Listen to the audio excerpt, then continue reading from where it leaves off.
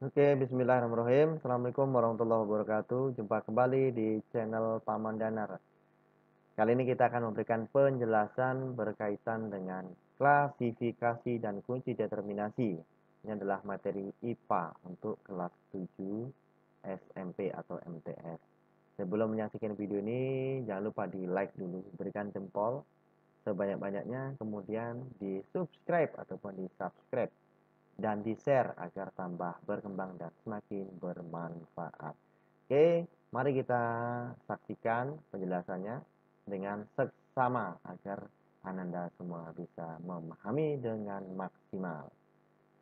Oke, yang pertama, apa itu dari klasifikasi? Ya, klasifikasi ini pengelompokan makhluk hidup, ya, berdasarkan persamaan ciri, perbedaan ciri, cara hidup, tempat hidup, daerah penyebaran, dan sebagainya. Jadi masih banyak lagi yang dikatakan dasar-dasar untuk mengklasifikasikan sebuah atau makhluk hidup. Ya. Lanjut, apa sih tujuan untuk mengklasifikasikan makhluk hidup? Yang pertama, mendeskripsikan ciri-ciri makhluk hidup untuk membedakan tiap-tiap jenis agar mudah dikenal. Yang kedua, mengelompokkan makhluk hidup berdasarkan persamaan ciri. Yang ketiga, mengetahui hubungan kekerabatan antar makhluk hidup. Jadi supaya tahu antara makhluk hidup satu dengan yang lainnya. Ya.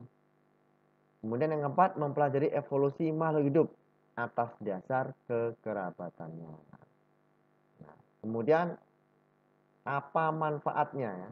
Manfaat klasifikasi yang pertama adalah untuk mempermudah dalam mempelajari organisme yang beraneka ragam. Kemudian untuk melihat hubungan kekerabatan antar makhluk hidup yang satu dengan yang lainnya. Oke, lanjut. Dasar-dasar dalam klasifikasi ya. Yang pertama itu adalah berdasarkan persamaannya, yang kedua berdasarkan perbedaan, yang ketiga berdasarkan manfaat, kemudian yang keempat berdasarkan ciri morfologi dan anatomi, yang kelima berdasarkan ciri biokimia. Ini merupakan dasar-dasar untuk mengklasifikasikan semua jenis makhluk hidup ya. Lanjut.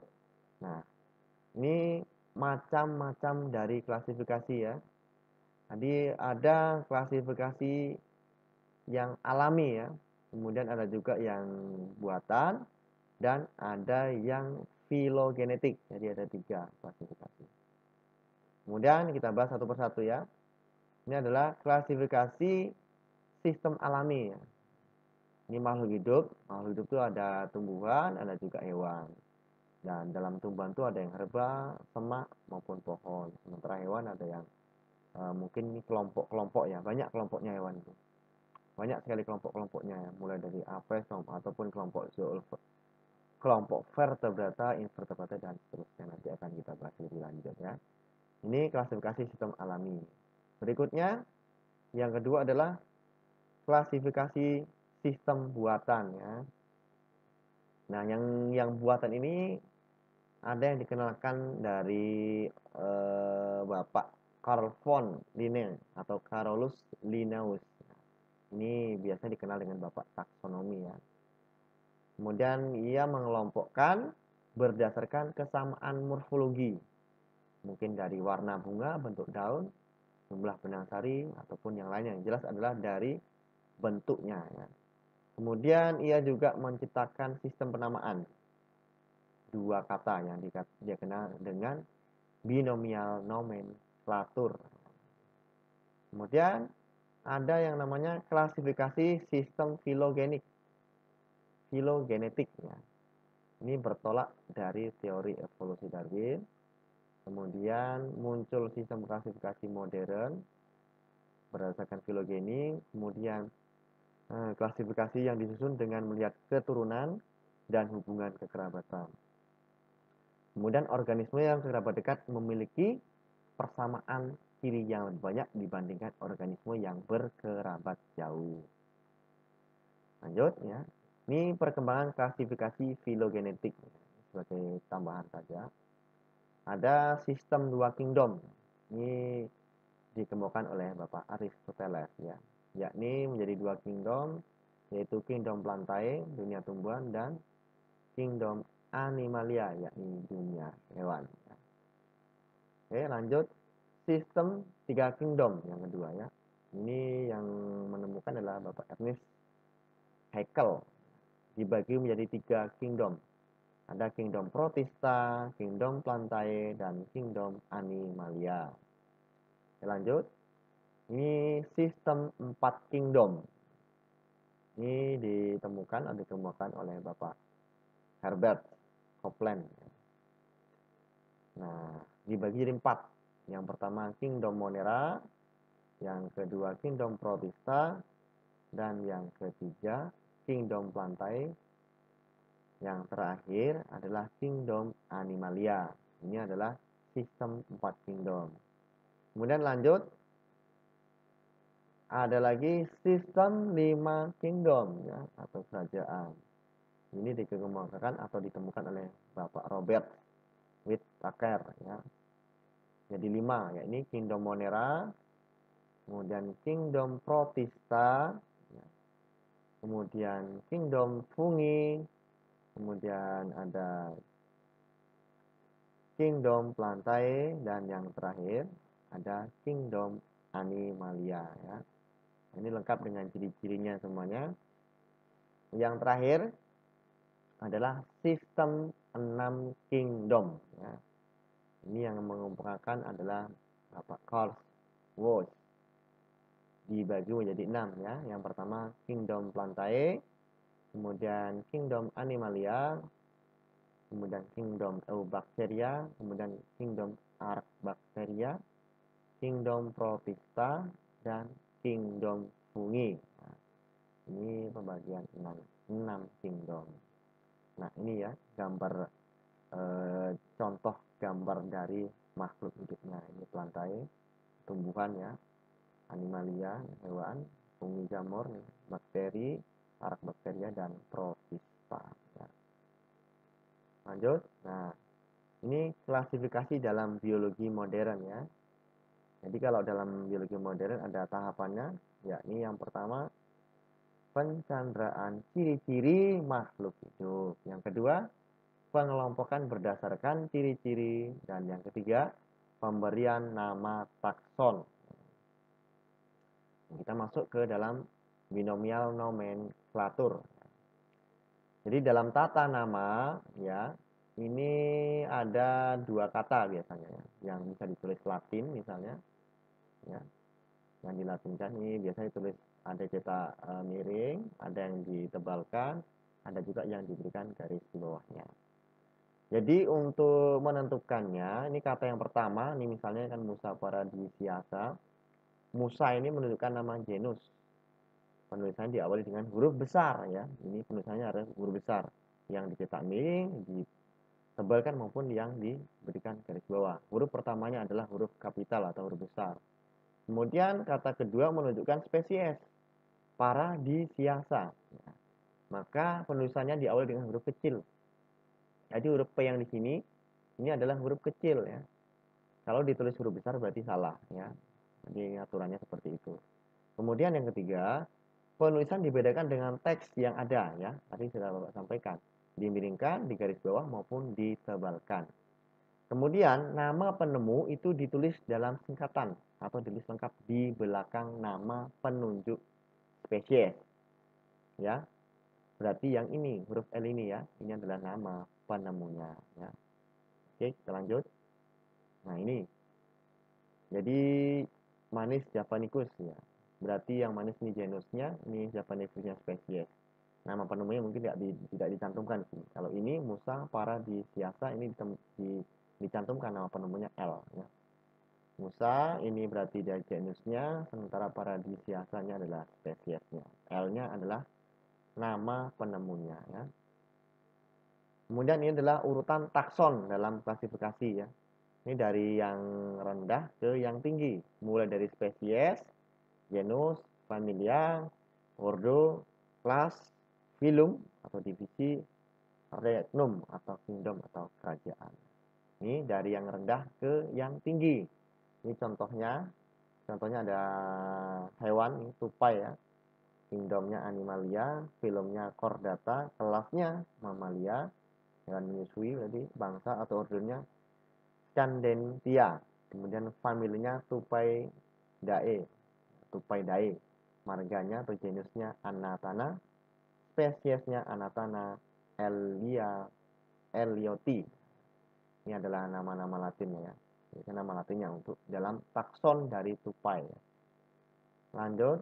Nah, kita masuk ke dalam kriteria klasifikasi tumbuhan. Jadi kalau Anda semua atau sahabat semua ingin mengklasifikasikan tumbuhan, harus dipahami yang pertama organ perkembangbiakannya. Mungkin berkembang biak dengan spora atau dengan bunga. Jadi setiap tumbuhan itu berbeda. Ada yang menggunakan bunga perkembangbiakannya, ada juga yang spora. Yang kedua, habitusnya. Apakah dia itu berupa pohon, ya, perdu atau semak. Nah, ini harus bisa membedakan. Tentu sahabat semua sudah bisa membedakan ya, antara pohon, perdu atau semak. Kemudian yang ketiga, bentuk dan ukuran daun. Nah, bentuknya seperti apa ya? Ukurannya kecilkah atau besarkah? Yang keempat, cara berkembang biak. Apakah dengan seksual, dikenal dengan generatif, atau dengan aseksual, dikenal dengan vegetatif. Nah, itu kriteria untuk klasifikasi tumbuhan. Lanjut. Nah, untuk klasifikasi hewan, kriterianya adalah yang pertama yang harus diperhatikan adalah saluran pencernaan makanan. Karena hewan tingkat rendah itu belum mempunyai saluran pencernaan makanan. Sementara hewan tingkat tinggi sudah mempunyai lubang mulut, saluran pencernaan, dan anus. Ya. Kemudian yang kedua harus diperhatikan kerangkanya atau skeletonnya. Ya, berada di luar tubuh atau yang di dalam tubuh. Ya. Jadi ada kerangka yang di luar dan juga ada yang di dalam. Kemudian yang ketiga, anggota geraknya. Apakah memakai kaki, ya, atau pakai sirip, atau juga memakai sayap. Nah, jadi setiap hewan itu kadang alat geraknya berbeda-beda, disesuaikan dengan habitatnya atau tempat tinggalnya. Lanjut. Nah, kunci determinasi ya. Jadi dalam membuat kunci determinasi ini digunakan untuk menentukan filum ya, atau divisi, kelas, atau sampai ke spesies. Nah, jadi kalau untuk membuat kunci ini harus diperhatikan berapa poin tersebutnya. Ada 8. Yang pertama, kuncinya harus dikotomi. Yang kedua, kata pertama dalam tiap pernyataan dalam satu kaplet harus identik ya. Identik ya. Jadi itu hampir sama ya. Kemudian pilihannya harus kontradiktif. Berarti harus ada perlawanan. Berumah 1, berumah 2. Berarti kan berumah ini identik, 1 dan 2. Berarti kontranya di sini.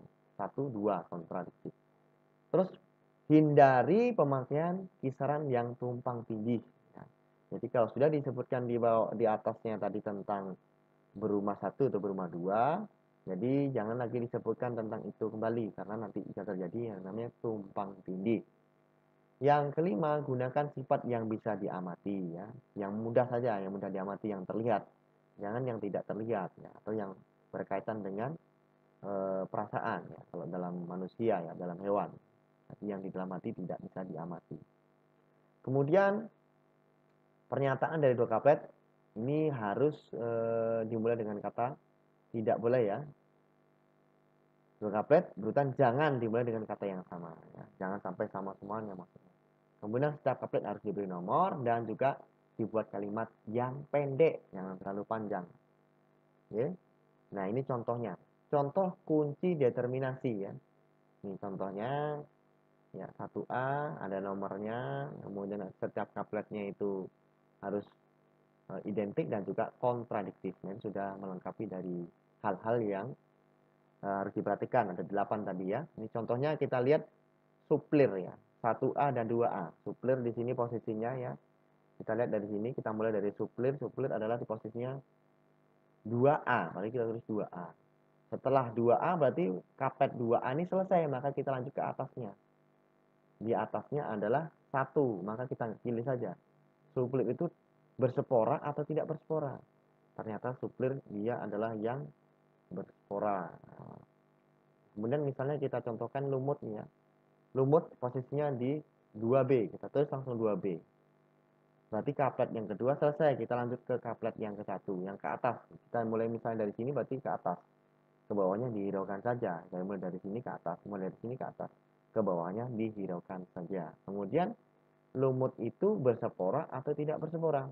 Lumut itu adalah tumbuhan yang berspora, jadi 1A.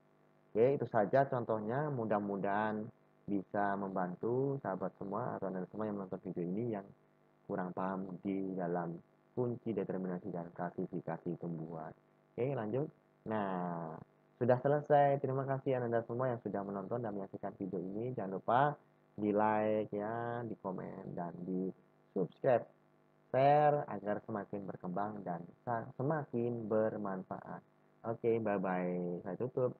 Assalamualaikum warahmatullahi wabarakatuh.